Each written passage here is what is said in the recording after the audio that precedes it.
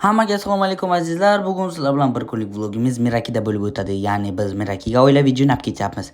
Kechqurun 12:30 da biz yo'lga chiqib ketdik. Yo'l juda ham qop-qorong'i edi. Biz metan zapravkaga kirib o'tdik. Bu quyoshning chiqishi.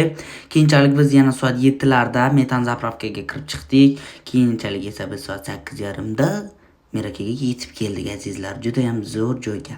Keyin biz o'zimizga bitta uy sotib oldik, ya'ni arendaga oldik. Bu juda ham go'zal tasvir, bellissimo. Like bosamiz azizlar. Bu bizning tapchanimiz, juda ham zo'r vibe'da, mazza qilib oyoqlarimda suvga kirib oldim va shamolladim. Keyin bizda obed bo'ldi. Obedda shashlik time bo'ldi. Shashlikni yegandan keyin biroz uxlab turdik-da, biz yo'lga chiqib ketdik.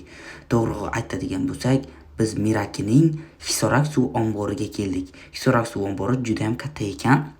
Hisorak suv omborida biz lodkaga minmoqchi bo'ldik va minib ham ko'rdik. Juda ham zo'r vibe bo'ladi.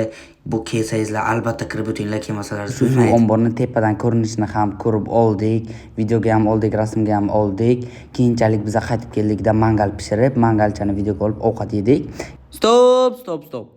Bu videoni sheracha ko'rdingiz. Nimaga like bilan komment yozmasiz? Tezda shu ishlarni qiling va kommentga kirsangiz shu videoning to'lig'i YouTube'da joylangan. Bunga ham kirib ko'ring. Va shu bilan biz o'sha yo'lga jo'nab ketdik. Yo'lda yana metan zapravka qildik va bir kunlik vlogimiz shu bilan yakunlandi azizlar. Hammaga xayr.